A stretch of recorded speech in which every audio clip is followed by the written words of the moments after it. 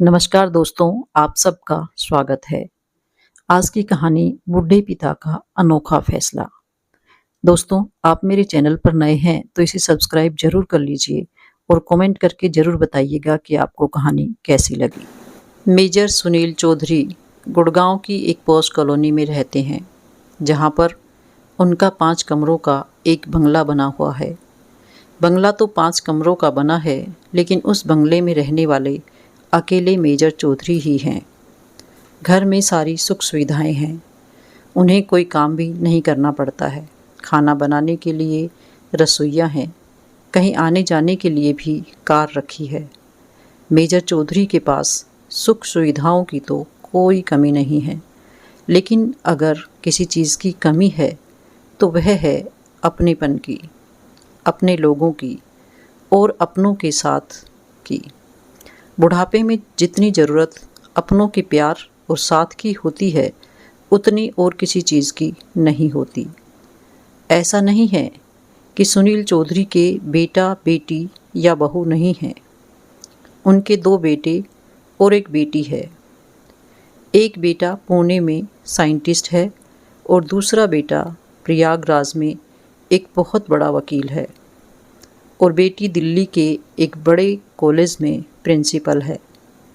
चौधरी जी की तीनों ही बच्चे बहुत ही अच्छी अच्छी पोस्ट पर हैं, लेकिन एक भी बेटे या बेटी के पास अपने पिता से मिलने का समय नहीं है।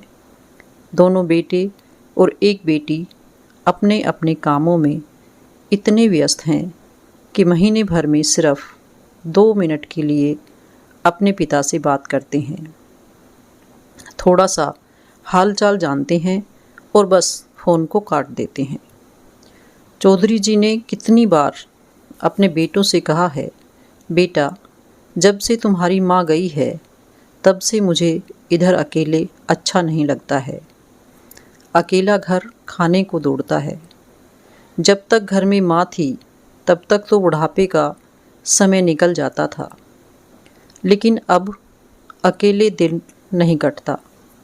मन करता है कि अपने बेटे बहू के पास चले जाओ, उनके साथ अपनी बची कुची ज़िंदगी को बिताओ।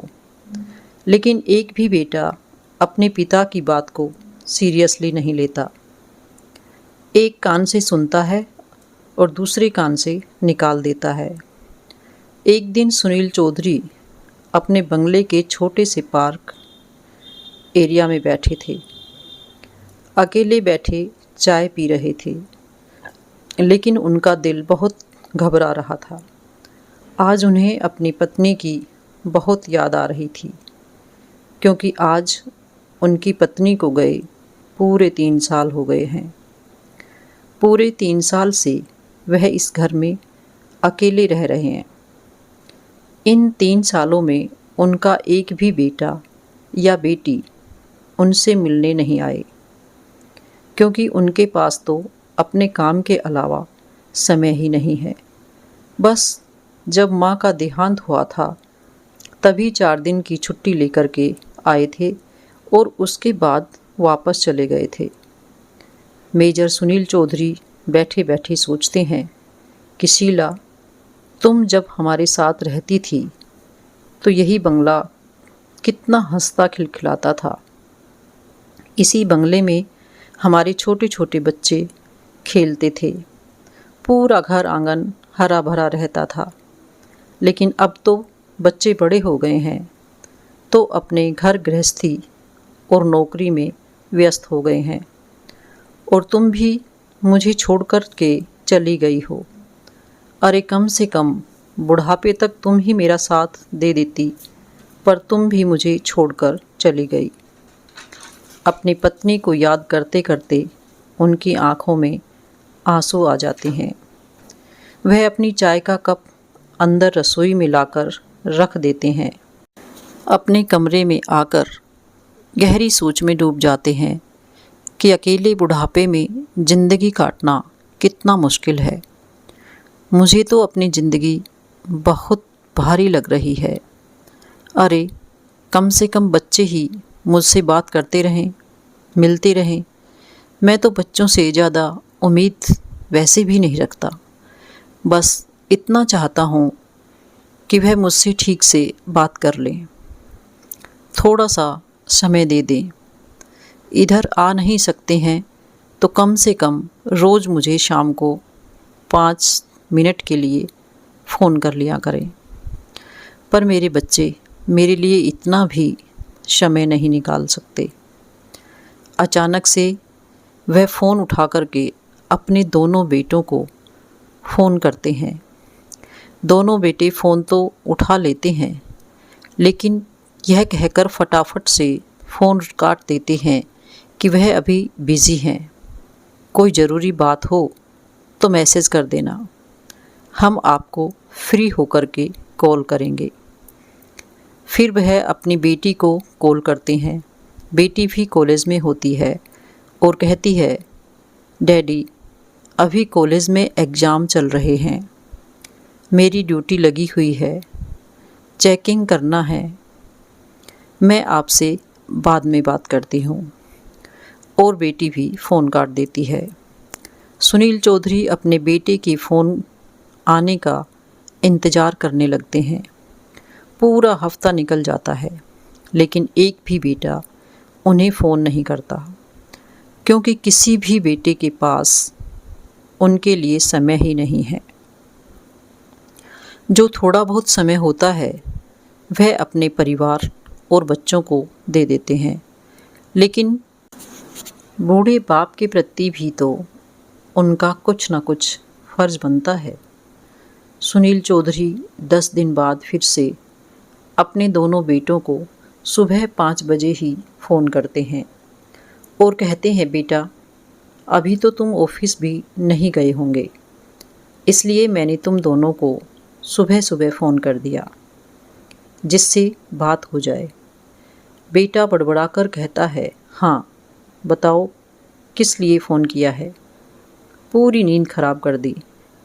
ऐसा भी क्या ज़रूरी काम था जो इतनी सुबह सुबह फ़ोन मिला दिया।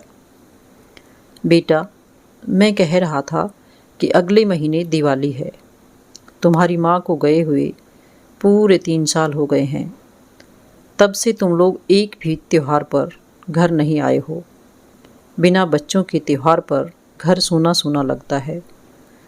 तो मैं सोच रहा हूँ कि तुम सब इस बार दिवाली पर बच्चों को लेकर घर आ जाओ, साथ में मिलकर दिवाली मनाएंगे। छोटा बेटा चिल्लाता हुआ कहता है, आपने मुझसे बिना पूछे ही कैसे सोच लिया कि मैं दिवाली पर घर आऊँगा। अरे मैं आपको बताने ही वाला था कि मैंने इधर एक बहुत बड़ी सोसाइटी में अपना फ्लैट ख़रीद लिया है और उस घर में मेरी पहली दिवाली है, तो मैं तो आ नहीं सकता हूँ। अपने घर में ही मैं दिवाली मनाऊँगा। आप बड़े भाई से पूछ लो, अगर वह आ जाए तो ठीक है। बेचारे मेजर चौधरी जी मायूस हो जाते हैं और बड़े बेटे से भी पूछते हैं, तुम तो आ जाओगे ना, तुम्हें तो कोई दिक्कत नहीं है। आने में बड़ा बेटा कहता है, मेरे ऑफिस में दिवाली पर ज़्यादा छुट्टियां नहीं हैं, सिर्फ 2 दिन की छुट्टी है, और इन 2 दिनों की छुट्टी में तो मैं घर पर कैसे आऊँगा, क्योंकि 2-3 दिन तो आने जाने में ही लग जाते हैं। इसलिए मेरी तो मजबूरी है कि मैं घर पर नहीं आ पाऊँगा। सुनील चौधरी फिर से मायूस हो जाते हैं। फ़ोन को सोफे पर पटक कर अपनी छड़ी उठाकर बंगले से बाहर निकलकर टहलने लगते हैं। आज उन्हें अपने दोनों बेटों पर गुस्सा आ रहा था। एक भी बेटा घर आने अपने बूढ़े बाप का हाल चाल लेने के लिए तैयार नहीं है।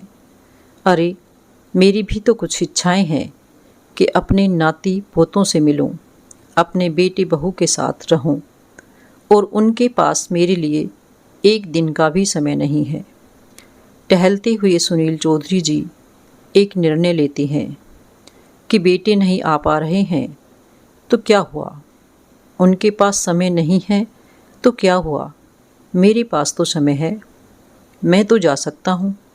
अपने बेटों के पास ऐसा सोचते ही उनकी आंखों में चमक आ गई।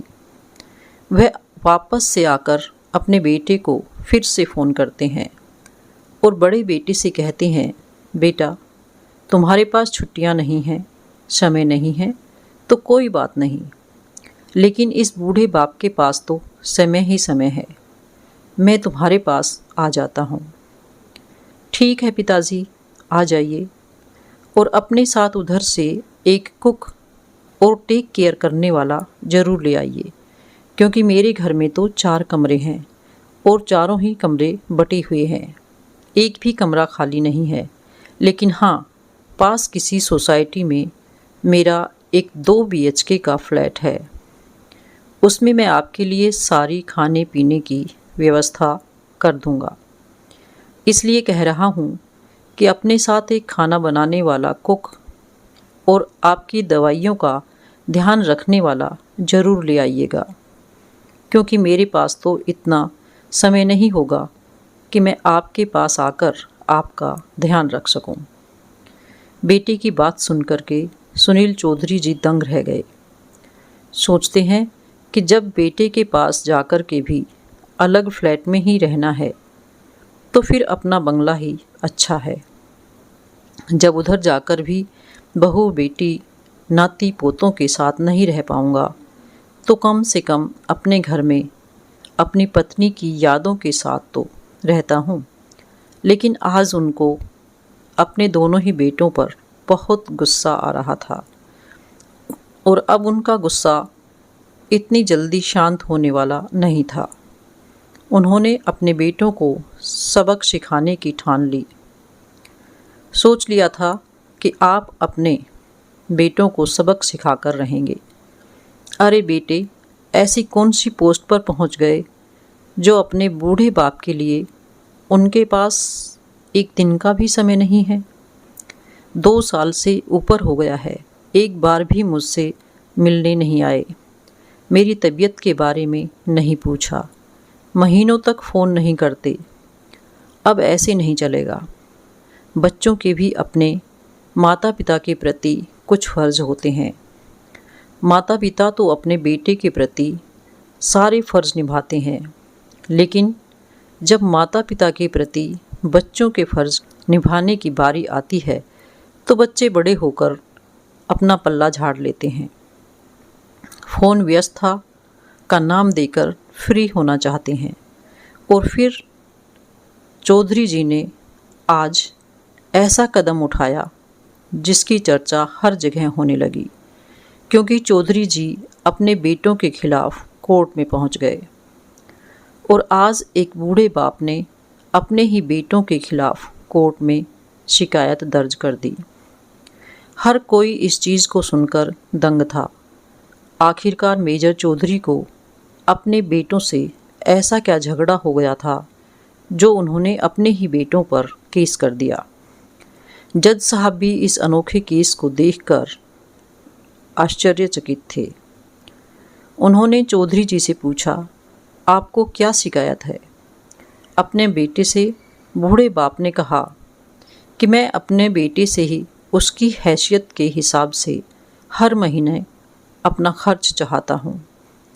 जज साहब फिर से कहते हैं, यह तो आपका हक है, तो इसमें कोर्ट केस करने की क्या ज़रूरत है? आपके बेटे हर महीने आपको खर्चा दे देंगे। बूढ़े बाप ने फिर कहा, मेरे पास पैसों की कोई कमी नहीं है, लेकिन फिर भी मुझे अपने बेटों से खर्चा चाहिए, चाहे वह कम दें या ज़्यादा, ये उनकी मर्जी है। जज साहब चौधरी जी की बात को सुन करके आश्चर्यचकित होकर कहते हैं, जब आपके पास पैसों की कमी नहीं है तो फिर आप अपने बेटों से अपने लिए खर्चा क्यों मांग रहे हैं? बूढ़े पिता ने अपने बेटे का नाम और पता देते हुए कहा, जज साहब कृपया आप मेरे बेटे को अदालत में बुलाएंगे तो आपको सब कुछ पता चल जाएगा। जब दोनों बेटे अदालत में आए, मेजर साहब ने बेटे से कहा कि आपके पिताजी आपसे हर महीना खर्चा लेना चाहते हैं। चाहे वह कम ही क्यों ना हो। बेटा भी जज साहब की बात सुनकर दंग रह जाता है और अपने पिताजी की तरफ देखता है कि उन्होंने ऐसा क्यों किया। मेरे पिताजी तो बहुत अमीर हैं, उनके पास बंगला है, गाड़ी है, पैसों की कोई कमी नहीं है, फिर उन्होंने ऐसा क्यों किया? जज साहब ने कहा, यह अनोखी मांग तो तुम्हारे पिताजी ने की है, उन्हीं से पूछिए कि उन्होंने ऐसा क्यों किया। बूढ़े पिता ने जज से कहा कि आप मेरे बेटे से कहिए कि वह मुझे हर महीने 1,000 रुपये देगा, और वह भी अपने हाथों से, और उस पैसे में बिल्कुल भी देरी नहीं करेगा। जज साहब ने बेटे से कहा कि तुम हर महीने 1,000 रुपये बिना किसी देरी किए अपने पिता के हाथ में रखोगे। अदालत तुम्हें यह आदेश देती है। अदालत ने आदेश दिया। बुढ़े पिता ने केस किया है तो बेटों को तो अदालत की बात माननी ही पड़ेगी। मैं हर महीने अपने बूढ़े पिता को अपने हाथों से 1,000 रुपये देने के लिए तैयार हो जाते हैं, और फिर केस इधर ही रफा दफा हो जाता है। लेकिन जज साहब के मन में एक प्रश्न बार बार आ रहा था कि ऐसी क्या वजह रही जिसकी वजह से चौधरी जी अपने बेटों से गुजारा भत्ता मांग रहे हैं, जबकि उनके पास तो पैसों की कोई कमी नहीं है। अरे 1,000 रुपये उनके लिए क्या मायने रखते हैं, लेकिन फिर भी वह 1,000 रुपये अपने बेटों से मांग रहे हैं। केस ख़त्म हो जाने के बाद जब सुनील चौधरी जी कोर्ट से जाने लगते हैं तो जज साहब चौधरी जी को अपने पास बुलाकर पूछते हैं कि अगर आप बुरा ना माने तो क्या मैं आपसे एक बात पूछ सकता हूँ कि आपने अपने बेटों के खिलाफ मुकदमा क्यों किया? आप तो बहुत अमीर हैं, और जब मुकदमा किया ही था तो 1,000 रुपये ही क्यों मांगे? पिता ने मुस्कुराते हुए कहा, जज साहब, मैं अपने बेटों को देखना चाहता था। अरे मैं तो अपने बेटों का चेहरा देखने के लिए तरस गया था। मेरे दोनों ही बेटे अपने कामों में इतने व्यस्त रहते हैं कि उन्हें अपने पिता से मिलने का समय नहीं मिलता। ज़माना गुज़र गया, उनसे नहीं मिला हूँ, और ना ही उनसे फ़ोन पर बात हो पाती है। मुझे अपने बेटों से बहुत प्यार है, इसलिए मैंने उन पर केस किया ताकि हर महीने 1,000 रुपये की धनराशि देने की वजह से मैं उनसे मिल सकूं, उन्हें देख सकूं और देख करके खुश हो लिया करूं। वैसे तो मेरे बच्चों के पास समय नहीं होता, लेकिन कोर्ट का आदेश मानने के लिए और मेरे पैसे देने आएंगे तो मैं अपने बेटों से मिलूँगा, देख लूँगा, मन को तसल्ली हो जाएगी। बूढ़े पिता की बात सुनकर जज साहब की आंखों में भी आंसू आ गए, और वह चौधरी जी से कहते हैं कि आपने अगर पहले कहा होता तो मैं आपके दोनों बेटों को आपका ख्याल ना रखने के जुर्म में सज़ा भी दे देता। लेकिन बूढ़े बाप ने कहा, आप सज़ा कराते तो फिर यह तो मेरे लिए और भी दुख की बात होती, क्योंकि सच में मैं अपने बेटों से बहुत प्यार करता हूँ, और मैं बिल्कुल भी नहीं चाहूँगा कि मेरे बेटे को मेरी वजह से कुछ भी सज़ा मिले या मेरे बेटे जरा सी भी तकलीफ़ में रहें। कहानी से हमें सीख मिलती है कि हम जिंदगी की भागदौड़ में पैसे कमाने में इतने व्यस्त हो जाते हैं कि अपने परिवार या अपने बूढ़े माँ बाप के पास बैठने का भी समय नहीं निकाल सकते। पिता का तो नाम ही ऐसा है जो हमेशा जिम्मेदारियों और संघर्ष और दुख को सहन कर जाता है। वह हमेशा अपने परिवार की खुशियों के बारे में सोचता है, परिवार से दूर होकर भी अपने बच्चों के हमेशा खुशियाँ देना चाहता है। लेकिन क्या बच्चों का भी ये फ़र्ज़ नहीं है कि वो अपने माँ बाप की सेवा करें, बुढ़ापे में उनकी देखभाल करें, दोस्तों ये थी आज की कहानी। तो आपको कहानी अच्छी लगी तो इसे लाइक करें और मेरे चैनल को सब्सक्राइब करना ना भूलें। धन्यवाद।